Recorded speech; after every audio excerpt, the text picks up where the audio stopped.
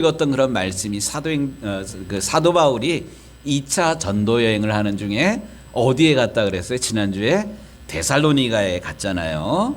빌립보를 떠나서 그리스의 두 번째 도시인 데살로니에 가가지고 복음을 전하였는데, 그냥 길거리에서 복음 전한 것이 아니라 사도 바울은 복음을 전하는 패턴이 있어요. 어디 가가지고 사람들을 만났어요? 회당에 가가지고 회당에 가가지고 사람들을 만났어요. 또 사람들을 만나고 성경을 가르치면서 성경을 읽었을 뿐만 아니라 성경의 뜻을 풀이하면서 성경 참 잘 똑부러지게 잘 풀이했다 이런 게 아니라 예수가 그리스도라는 것을 그곳에서 데살로니가 그 교회에서 선포합니다. 그러니까 경건한 헬라인 무리와 적지 않은 귀부인들이 예수께로 돌아왔다. 예수를 믿게 되었다. 이것이 우리가 지난주 읽었던 말씀입니다. 그런데 이렇게 사도 바울이 다니면서 어느 곳에 가서든지 복음을 전해서 이렇게 결신을 하게 되니까 유대인들이 가만히 안 둬요. 그래서 불량배들을 충동해가지고 사도 바울이 머물고 있는 야손이라는 사람의 집에 침입해가지고 사도 바울을 막 찾아가지고 해코지하려고 막 그럽니다. 그때 야손이 사도 바울 일행을 피신을 시키고 붙잡혀요, 대신. 그리고 읍장들 앞에 서가지고 재판도 받게 되고 또 그 보석금을 주고 이렇게 풀려나는 그런 일들을 우리가 지난주에 읽었던 그런 말씀입니다. 그 말씀이랑 연결돼 가지고 오늘 10절부터 15절까지 말씀을 읽는데, 밤에 형제들이 바울과 실라를 베레아로 보내니, 여기 밤에, 왜 밤에 보냈을까요? 낮에 보내면 또 유대인들이 어떻게 할 수 있는 그런 상황이고요. 또 밤이라는 그런 시간이 사람으로 하여금 무척 움츠러들게 하는 그런 시간이에요. 밤에 그 빌립보에서도 그랬잖아요. 밤에 옥에 갇혀 있으면서도 실망하고 절망하고 누구를 원망할 수밖에 없는 그런 상황인데도 바울은 거기서 감옥에서 찬송하고 기도하였던 이 밤에, 또 다른 밤인데 이 밤에 믿는 그런 형제들이 바울과 실라를 어디로 보냈다고요? 오늘은 베레아라는 그런 곳으로 보내게 됩니다. 베레아, 여기 빌립보 유럽의 첫 성이라 그랬잖아요.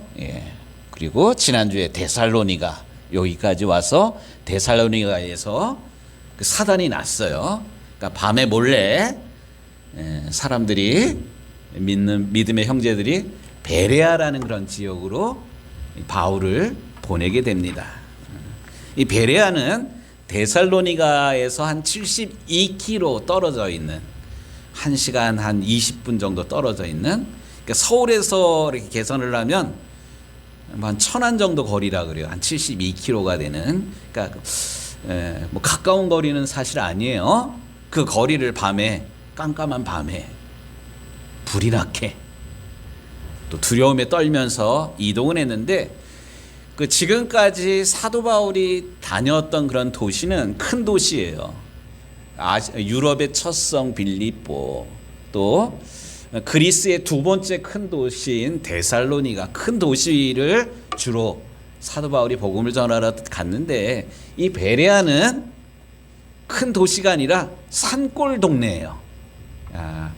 그러니까 우리 지역에도 시어골이라는 데가 있잖아요. 천지남이 있잖아요. 제천에 가면 이 천주교 신자들이 숨었던 그런 곳이 있어요. 그러니까 산골 동네로 몸을 피하는 그런 개념입니다. 이 베레아 지역도 산골 마을이고 별로 유명하지 않은 그런 곳이에요. 거기로 이렇게 피합니다. 그러고 보면 우리의 인생이 그런 것 같아요. 잘 계획을 하고 또 계획 잘 세워가지고 진행이 될, 그 순풍에 돛단 듯이 잘 진행될 것 같은데 그러지 않은 경우가 참 많아요. 우리의 인생이 우리가 계획한 대로 순풍에 돛단 듯이 간다면 그건 인생이 아닌 것 같아요. 때로는 광야로 내몰리게 되고 위협 가운데 처하게 되고 이제는 죽었겠다, 여기가 끝이다 이렇게 생각이 될 때인데 그런 때가 많이 만나는데 이것이 우리 인생이 아닌가 그런 생각을 가져봅니다. 그런데 이 데살로니가가 아닌 베레아라는 산 동네로 갔는데 여기서 생각지도 못했던 귀한 사람들을 만나게 됩니다. 11절 말씀을 좀 보도록 하겠습니다. 베레아에 있는 사람들은 데살로니가에 있는 사람들보다 더 너그러워서 간절한 마음으로 말씀을 받고 이것이 그런가 하여 날마다 성경을 상고함으로 그 중에 믿는 사람이 많고 또 헬라의 귀부인과 남자가 적지 아니하나 뭐 이런 얘기가 나와요. 여기 산동네로 데살로니가보다 더 작은 동네 한 뭐 72km 떨어진 그 산동네로 갔는데 글쎄 거기서 숨어 지냈던 그런 것으로 끝난 것이 아니라 거기서 놀라운 복음의 열매들이 맺히게 됩니다. 이 말씀을 오늘 준비하면서 제일 먼저 떠올려졌던 하나님의 말씀이 있어요. 그게 뭐냐? 어떤 길은 사람이 보기에는 바르나 필경은 사망의 길이니라. 또 다른 그런 말씀, 사람이 자기의 길을 계획한다 할지라도 그 걸음을 그 길을 인도하시는 분은 누구라고요? 여호와 하나님이십니다. 사도 바울이 지금 이런 상황이에요. 인간적인 그런 생각으로는 잘못 간 것 같아. 계속 위험 가운데 계속 몰리는 것 같은데 여기에도 하나님의 뜻이 있었다라는 사실입니다. 그렇다면 베레아라는 그런 지역은 어떤 지역이었기에 사도 바울이 이런 복음의 열매를 맺었을까? 저는 이 베레아 지역에 있는 사람들에 대한 말씀을 오늘 전하려고 그러는데 이 말씀을 좀 더 명확하게 가슴에 새기기 위해서는 그동안 사도 바울이 빌립보도 그러고 데살로니가도 그러고 지금까지 1차 전도 여행이도 그러고 2차 전도 여행이도 그러고 가는 곳마다 전도할 때 성경이 누가복음을 사도행전을 누가 썼을까요? 의사 누가가 바울 곁에서 이 사도행전을 적습니다. 그런데 함께 다녔던 이 누가가 이 바울이 가는 곳마다 전도하고 전도의 열매가 맺는 그런 것들을 기록을 했는데 참 재미있는 그런 게 뭐냐면 바울이 각 성에서 설교한 설교 내용을 요약을 해가지고 적습니다. 우리 교회도 우리 이경훈 장로님이 교회 예배 부장이어가지고 예배 일지를 이렇게 써요. 오늘 2025년 8월 24일 날 뭐 예배 인원이 몇 명이었고 찬송 뭐 불렀고 기도는 누가 했고 뭐 어느 본문을 가지고 설교했고 이런 거 이렇게 적습니다. 그리고 우리 당의 석인 우리 문양학 원사님은 주보를 매주 이렇게 모아요. 이게 이렇게 모이면 이게 교회 역사가 되거든요. 누가가 하는 역할이 그거예요. 누가가 사도 바울이랑 같이 전도여행 다니면서 바울이 전한 설교의 내용이 무엇인지를 요약해가지고 딱딱 적는데 요것이 모여가지고 사실 사도행전이거든요. 그런데 지금까지 그 바울의 전도, 바울의 설교 내용을 요약을 해가지고 지금까지는 적었어요. 우리 엊그저께 읽었던 그 데살로니가 지역에서 설교한 것 3절에 이런 말씀이 나와요. 뜻을 풀어 그리스도가 해를 받고 죽은 자 가운데서 다시 살아나야 할 것을 증언하고 이르되 내가 너희에게 전한 이 예수가 곧 그리스도라 하니. 누가는 바울의 설교를 딱 요약해가지고 이렇게 잘 적어요. 요것뿐만이 아니에요. 그 13장 23절에 비시디아 안디옥에서 한 설교도 요약해서 13장 23절에 하나님이 약속하신 대로 그 사람의 후손에서 이스라엘을 위하여 구주를 세우셨으니 곧 예수라. 예수가 어떤 이인지를 약속된 예언이 성취되었다 이런 관점에서 설교했던 것을 적고 있습니다. 또 루스드라에서 한 설교. 루스드라에서 무슨 일이 있었냐면 한 번도 걸어보지 못한 사람을 이 바울이 기도해가지고 이렇게 세우니까 사람들이 이 바울을 제우스라고 그러고 막 신으로 막 섬기려고 그러잖아요. 이때 바울이 한 설교가 있어요. 여러분이요 어째 이런 일을 하느냐? 우리도 여러분과 같은 성정을 가진 사람이라. 여러분에게 복음을 전하는 것은 이런 헛된 일을 버리고 천지와 바다와 그 가운데 만물을 지으시고 살아계신 하나님께로 돌아오게 함이라. 이러면서 그 누가는 바울과 함께 전도 여행을 다니면서 바울이 한 설교에 대해서 잘 요약을 해가지고 계속 기록하고 있어요. 그런데 오늘 우리가 읽은 베레아에서 사도 바울이 복음을 전하였고 또 복음을 전하였을 때 이런 결과가 나타났다 이런 것들을 적는데 특이하게 베레아에서 한 설교는 내용을 적지를 않았어요. 대신 베레아 사람들이 어떠했다는 것을 오늘 누가가 기록하고 있습니다. 그 베레아 사람들이 어떠했대요? 11절 말씀 다시 읽겠습니다. 베레아에 있는 사람들은 데살로니가에 있는 사람들보다 더 너그러워서. 야, 여기 이 세 가지를 이야기하는데 첫 번째 그 베레아 사람들은 데살로니가 사람들보다 더 너그러웠다 이렇게 설명하고 있어요. 소개하고 있습니다. 이것은 베레아 사람들이 데살로니가 사람들과 비교해 가지고 더 뛰어나다 이 말을 하면서 데살로니가 사람들을 폄하하기 위해서 요즘 젊은 사람들 표현을 빌리자면 디스하는 거 아니에요.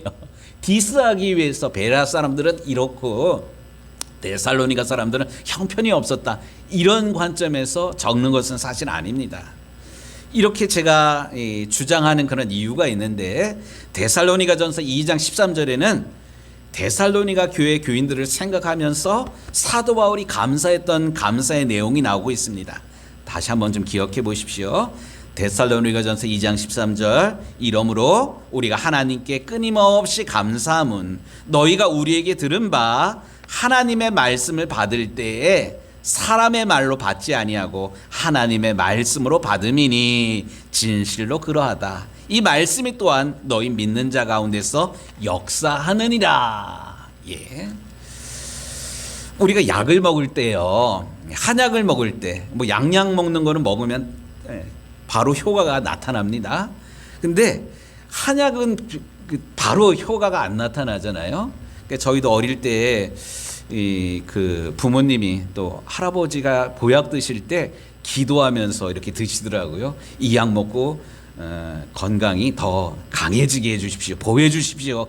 이렇게 기도하고 이렇게 기도하는 마음으로 약을 먹으면 약이 흡수가 잘 되고 효과가 나타나는 거예요. 말씀을 듣는 것도 마찬가지예요.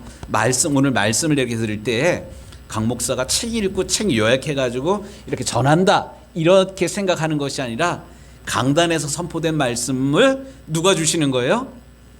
하나님께서 주시는 말씀이다. 하나님께서 강 목사를 통해서 말씀을 주신다. 말씀은 강 목사가 전하지만 말씀을 주시는 분이 누구래요?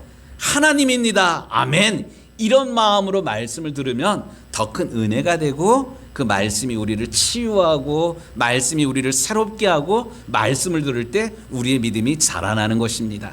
지금 데살로니가 교회가 사도 바울이 기억할 때 정말로 귀한 믿음을 가졌는데 말씀을 받을 때 사람의 말로 받지 아니하고 하나님의 말씀으로 받음이니. 그러니까 데살로니가 교회가 이렇게 말씀을 잘 받았던 그런 교회입니다. 그럼에도 불구하고 베레아 사람들을 가리켜서 데살로니가 사람들보다 더 너그러웠다라고 이야기하는 이유가 있어요. 여기 너그럽다라는 그런 말의 뜻은요, 첫 번째는 두 가지 뜻이 있는데 마음이 넓다 이런 뜻을 가지고 있어요. 유게네스 히라본데 마음이 넓다. 마음이 트인 사람들, 공동 번역에는 그렇게 번역하고 있고요. 또 새 번역에는 고상한 사람들, 또 영어 성경에는 more noble 이렇게 쓰고 있더라고요. 이게 무슨 말이냐면 예수님께서 하신 그 비유의 말씀 가운데 씨 뿌리는 그런 비유, 농부가 나가서 씨를 뿌렸는데 그 씨가 길가밭에 떨어지기도 하고 돌짝밭에도 떨어지기도 하고 가시덤불에도 떨어지고. 근데 길가라는 게 어때요?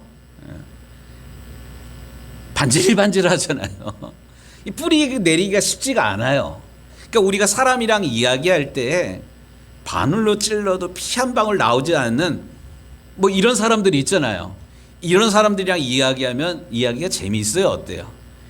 아유, 참 벽을 보고 얘기를 하지. 뭐 이런 얘기들 나오잖아요.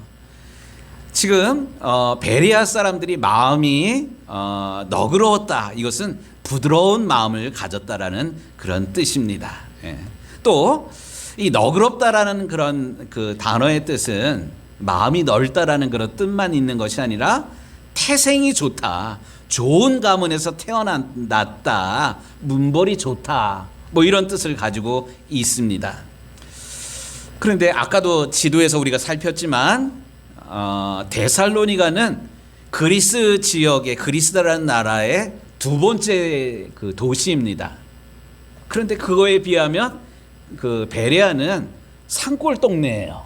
별로 유명하지도 않는 그런 동네입니다. 그런데 오늘 누가는 이 베레아 사람들을 데살로니가 사람들에 비교해 가지고 더 너그럽다, 이런 표현을 쓰고 있습니다. more noble. 그 이유가 도대체 무엇일까요? 여기 하나님의 관심이 있어요. 하나님의 관점. 하나님은 큰 도시에 있는 교회라고 해가지고 뭐 부자라고 해가지고 더 칭찬해주고 더 사랑해주고 뭐 이런 것이 아니라는 사실입니다. 또 많이 배워서 잘 사는 사람들이기 때문에 그들을 귀하게 본 그런 것이 아니라, 오늘날도 마찬가지예요. 우리가 하나님 마음에 합한 그런 사람이 되려면 뭐 우리 교회는 모이는 사람도 적고 뭐도 없고 뭐 찬양대도 없고 반주자도 없고 뭐 이런 거 친다 그러면 계속 움츠러들 수밖에 없어요. 하지만 그럼에도 불구하고 우리가 하나님을 사모하며 하나님께서 주시는 말씀을 기대하는 믿음을 하나님께서 보시면서 너그럽다, 큰 믿음을 가졌다, 이렇게 우리 하나님께서 칭찬하시는 줄로 믿습니다. 우리 유정교회가 이 하나님의 마음을 알아, 또 하나님의 마음을 시원케 드릴 뿐만 아니라 하나님으로부터 칭찬 듣는 우리 성도들 교회가 되기를 간절히 소원합니다. 뿐만 아니라 데살로니가 교회, 베레아 교회가 어떠했길래, 베레아 교회의 교인들이 어떠했기에 누가는 이 베레아 교인들을 칭찬했을까요? 다시 11절 말씀 다시 읽도록 하겠습니다. 베레아에 있는 사람들은 데살로니가에 있는 사람들보다 더 너그러워서 간절한 마음으로 말씀을 받고. 아멘. 여기까지. 이 베레아 사람들이 말씀을 어떻게 받았대요? 간절한 마음으로 말씀을 받았다고 합니다. 이 간절한 마음, 이 히라보 단어로 프로스미아라는 그런 히라보 단어를 쓰고 있는데, 이것도 두 가지 뜻이 있습니다. 첫 번째는 사모하는 마음으로 말씀을 들었습니다. 말씀을 사모하는 마음. 언젠가 그 중국 수촨성이라는 중국의 한 성에 이 지진이 나가지고 이 도시 자체가 그 무너진 적이 있어요.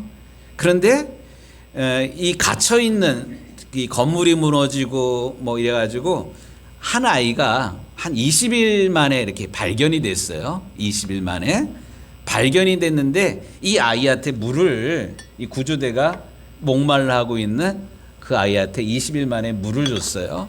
뭐 벌컥벌컥 마시지는 않았는데 이 아이가 한 모금 딱 마시고 나가지고 유명한 말을 했어요. 20일 만에 물을 마신다. 물이 참 달아요. 이 아이가. 요즘 물 안 먹는 사람 어디 있습니까? 예. 그런데 여러분들 물을 마시면서 물이 달다 이런 생각 하시나요? 그렇지 않잖아요. 근데 20일 만에 갇혀 있다가 사지를 넘어서 죽음의 골짜기를 넘어서 겨우겨우 살아난 이 장춘명이라는 이 10살짜리 아이가 한 모금 물을 마시고는 물이 참으로 달아요. 아주 유명한 말을 했어요. 말씀을 들을 때 우리가 이렇게 사모하는 마음으로 말씀을 들어야만 합니다. 우리 영상 좀 하나 좀 보도록 하겠습니다. 은택 집사님. 은택 집사님, 예.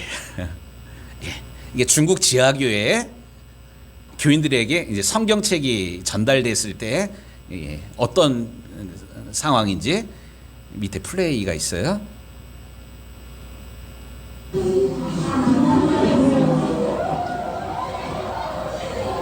이 선교사님이 성경책을 가져다 줬어요. 근데 성경책을 받고는 너무나도 기뻐가지고 입에 대고,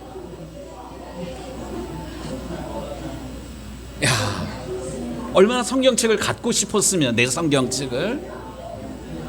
그리고 이제 내가 내 성경을 가지고 읽을 수 있는 그런 거야. 저는 이게 사모하는 마음이라고 생각을 합니다. 근데 오늘날 시대는 어떤가요? 우리 자리에 성경이 있잖아요. 집에도 성경이 있어요. 성경이 한두 개가 있는 게 아니야. 여러 개가 있어. 그런데 사모하는 마음이 없어요. 야, 이제 그쳐도 돼요? 말씀을 주일날 강단에서만 듣는 게 아니라 조금만 관심 있으면 유튜브에서도 보고 텔레비전에서도 보고 말씀의 홍수 속에 살고 있지만 우리는 사모하는 마음 없이 그냥 성경을 쳐다보고 성경을 가지고 있고 말씀을 그냥 지나쳐버리고 있다는 사실이에요. 그런데 지금 베레아 성도들은 말씀을 간절한 마음으로 들었다라는, 말씀을 받았다라고 기록하고 있습니다. 또 하나는 말씀을 편견 없이 받아들였습니다. 베레아 사람들은. 우리 지난주에도 우리 식사 시간에 우리 임장로님이 그러신 것 같은데, 유대인들이 한 잘못이 뭐냐 뭐 이런 이야기들. 오늘날도 마찬가지예요. 예수님 시대도 그러고 사도 바울 시대도 그러고 계속 바울을 핍박한 사람이 누구예요? 유대인들이잖아요. 예수님을 핍박했던 사람들이 누구예요? 유대인들이에요. 왜 그렇습니까? 그들은 하나님 믿는 사람들이에요. 또 메시아가 올 것을 알았던 사람들이에요. 근데 막상 메시아가 오니까 영접한 것이 아니라 예수님을 십자가에 못 박아 죽이고, 이런 예수님을 증거하는 사도 바울을 돌로 쳐 죽이려고 막 이래요. 왜 그렇습니까? 편견으로 가득 찼기 때문에 그래요. 우리를 구원할 메시아는 로마 제국으로부터 우리를 구원할 정치적인 메시아라는 그런 생각을 가지고 있었기 때문에 예수님이 낮은 목수의 아들로 왔다는 사실 자체가 믿어지지를 않는 거야. 그리고 편견에 사로잡혀가지고 예수 믿는 사람들을 예수님을 죽였던 것처럼 예수 믿는 사람을 예수님을 전하는 바울을 죽이려고 합니다. 복음에 대해서 계속 배척하고 있습니다. 이게 유대인들만 그런 게 사실 아니에요. 우리도 오랜 신앙생활을 하다 보면 복음에 대해서 수용적이진 않고 편견을 가지고 있습니다. 우리 성경 착 읽으면 오늘 목사님이 뭔 설교하겠구나, 문고사님 알잖아요. 그 다음부터는 말씀을 안 들어요. 이게 우리가 가지고 있는 편견입니다. 그런데 베레아 교인들은 어땠대요? 간절한 마음으로 말씀을 받았습니다. 뿐만 아니라 베레아 교인들은 어떠했는가? 11절 말씀 다시 보도록 하겠습니다. 베레아에 있는 사람들은 데살로니가에 있는 사람들보다 더 너그러워서 간절한 마음으로 말씀을 받고, 이것이 그러한가 하여 날마다 성경을 상고함으로. 베레아 사람들은 어떠했대요? 이것이 그러한가 하여 날마다 성경을 상고했다. 이 성경을 상고했다는 말씀이 무슨 뜻이냐면, 말씀을 들은 것으로 끝나지 아니하고 집에 가서도 날마다 말씀을 연구했다라는 것입니다. 연구했다라는 것은 조사하다, 검토하다 이런 뜻인데, 이것은 뭐 의심하기에 또 사도 바울의 설교를 비판하기 위해서 그런 것이 아니라 들은 말씀을 집에 돌아가서도 묵상하고 다시 한번 살피고 결국 이것을 삶에 적용하는 그런 적용하는 습관을 가졌다라는 그런 뜻입니다. 예, 여기 그림 있잖아요. 우리가 수요일 날 우리 그리스도인들이 알아야 되는 12가지 주제에 대해서 공부했는데, 첫 번째가 성경에 대한 그런 말씀, 성경이 무엇인지를 우리 함께 나눴는데, 성경이 뭔지 모르는 사람 없어요. 근데 성경을 가지고 있다, 이게 중요한 것이 아니라 성경을 가까이 해야 돼요. 그러려면 성경 말씀을 자꾸만 들어야 돼요. 내가 읽어서 어려우면 설교 말씀을 통해서도 말씀을 듣고, 또 우리 유정교회는 아침마다 뭐 해요? 공동체 성경 읽기 하고 있잖아요. 잘 몰라도 자꾸 듣다 보면 귀에 들려요. 듣고 읽고 또 공부해야 돼요. 또 말씀을 자꾸 암송해야 돼요. 근데 이걸로 끝나는 것이 아니라 말씀을 내 삶에 적용할 줄 알아야만 합니다. 이게 묵상이에요. 지금 베레아 교인들이 이러했다는 사실입니다. 이렇게 말씀을 날마다 상고했다. 그런데 그렇게 할 때 그 결과가 무엇이냐? 12절에 이런 말씀이 나와요. 베레아 사람들은 뭐 이랬는데, 12절에 그 중에 믿는 사람이 많고 또 헬라의 귀부인과 남자가 적지 아니하니. 여기 12절에는 사실 접속사가 그러므로라는 그런 접속사가 생략되어 있어요. 이렇게 말씀을 마음이 너그럽고 또 말씀을 사모하는 마음으로, 간절한 마음으로 받고 날마다 상고했더니 그 결과가 어떻게 나타났냐면, 믿는 사람들이 자꾸만 늘어나요. 그 믿는 사람들 가운데는 헬라의 귀부인과 남자가 적지 않게 됩니다. 그러니까 이런 베레아 사람들 통해서 이런 결과가 나타나고 있습니다. 저는 우리 유정교회가 작지만 강한 교회가 되기를 원합니다. 그것이 저도 말씀을 준비하는데 최선을 다하고 있는데, 제가 강 목사가 그 설교 준비하는 그 포인트가 있어요. 그게 뭐냐면, 이 성도들이 이렇게 성도들 귀에 들리도록 말씀을 준비하고 있습니다. 들려야지 깨달아지고, 깨달아져야지 믿을 수가 있잖아요. 말씀이 귀에 들리도록 준비하는 것은 강 목사의 역할이고요. 들릴 때 여러분들에게 믿음이 생기도록 해야 될 그런 분은 우리 성령 하나님이신 줄로 믿습니다. 그래서 저는 말씀을 준비하는데 더 열심을 낼 거고요. 여러분들은 말씀을 들을 때 사모하는 마음으로, 또 기대하는 마음으로 말씀을 들을 때 성령님께서 기름 부어주심으로 여러분들의 믿음도 자라고, 이런 우리를 통해서 우리 유정교회가 작은 교회지만 강한 교회가 될 줄로 믿습니다.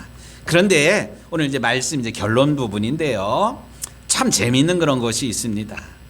그게 뭐냐면, 사도 바울이 지나간 곳마다 교회가 생겨났어요. 우리 처음에 지도에서 빌립보 교회, 아시아의 첫 성 빌립보에서 복음 전한 다음에 빌립보 교회가 생겨났고요. 그 다음에 데살로니가 교회가 생겨났고요. 또 다음 주에 배울 고린도 교회가 생겨났고요. 그런데 교회가 생겨난 것뿐만 아니라 사도 바울이 그 지역을 떠났지만 그곳을 향해서 편지를 씁니다. 편지를 썼던 이유가 사실 있어요. 그 이유가 뭐냐면, 그 교회에 문제가 생겼기 때문에 그 문제를 해결하기 위해서 사도 바울이 편지를 씁니다. 그런데 그 재미있는 그런 사실이, 베레아 교회는 편지가 없어요. 편지가 없다는 것은 베레아 교회에 문제가 없었다는 게 아니에요. 사람이 사는 곳에 문제 없는 곳이 있을 수 있을까요? 문제는 동일하게 있었지만 베레아 교인들이 믿음을 가지고 서로 협력하면서 이 문제를 해결했기 때문에 문제가 크게 드러나지 않았다는 사실이에요. 제가 어저께 자료를 이렇게 찾다 보니까 오늘날 그럼 베레아는 어디인가 이렇게 했는데, 이렇게 자료에도 그러고 유튜브에도 보니까 베레아는 지금도 그리스에 있는 베리아라는 그런 지역이라 그래요. 그리고 거기는 뭐로 유명을 하냐면 복숭아 농사로 유명을 하다 그럽니다. 베리아. 그런데 베리아는 큰 유명한 그런 도시는 아니었지만 거기에 제2의 예루살렘이라고 할 정도로 교회가 든든히 세워졌다 그래요. 이런 모든 것들이 가능할 수 있었던 것이 너그러운 마음, 또 말씀을 사모했기 때문에 말씀을 사모했을 뿐만 아니라 말씀을 날마다 그런가 하여 상고했기 때문에 이것이 가능했습니다. 근데 안타까운 게 있어요. 그게 뭐냐면 베레아 이러면 오늘날 긍정적인 그런 이미지로 다가오지를 않고 있어요. 왜냐하면 우리나라 이단 가운데 베레아 이단이 있어요. 들어는 보셨나요? 성낙교회라고 김기동 목사라는 이가 있어요. 이 서울의 영등포에 가면 신길동이라는 그런 지역이 있는데 그 신길동에 가면 그 동네 자체가 베레아 집단이야. 은택 집사님 한 번만 더. 예. 이 이가 이제 김기동이라는 그런 사람이고요. 목사. 재작년에 죽었어요. 예. 그리고 이 교회가 유명해질 수 있었던 그런 기반에는 이 사람 누구예요? 김신조. 김신조가 이 교회에 나가면서 나중에 이 사람도 목사가 됐어요. 이러면서 이 성낙교회가 유명해졌어요. 그리고 이 베레아에서 신학원 아카데미를 여는데 왜 베레아라고 그러냐? 오늘 성경 본문에 나오는 베레아 교회를 모델로 삼아가지고 이 성낙교회가 이렇게 했기 때문에 베레아 이러면 이거 이단 아니야? 뭐 이런 마음을 가져요. 이 베레아가 왜 이단이냐? 이 김기동이라는 자가 신학적으로 문제가 있어요. 그 문제가 뭐냐면 모든 걸 다 귀신으로 연결을 해요. 우리 신한철 권사님 오늘 감기 들어가지고 못 나왔잖아요. 감기 들었다 이렇게 얘기를 하지 않고 감기 귀신이 걸려가지고 뭐 이런 오늘 못 나온 거야. 예를 들어서 내가 길 가다 넘어졌어. 귀신이 붙어가지고 내가 넘어진 그런 거야. 모든 걸 다 귀신으로. 그렇다면 귀신은 누구냐? 이 사람들이 이야기하는 거 예수 믿지 않고 죽은 사람들이 다 귀신이 되는 거예요. 이 사람들이 돌아다니면서 사람들을 넘어뜨리려고 한다. 이게 이 베레아에서 얘기하고 있는 귀신론이에요. 이게 허황되죠? 그런데 또 여기에 사람들이 빠져요. 왜 빠지나? 예수님의 말씀 가운데 이런 말씀이 있어요. 너희가 외치지 아니하면 돌들이 일어나서 외치리라. 우리가 하나님 말씀에 깨어있고 하나님 말씀에 메인바되고 하나님 말씀 부여잡고 살아가야 되는데 우리가 그러지 못하니까 엉뚱하게 이단들이 교묘하게 사람들을 미혹시키고 사람들을 그 요즘 얘기로 뭐라 그러더라? 뭐 하여튼 뭐라 그래요?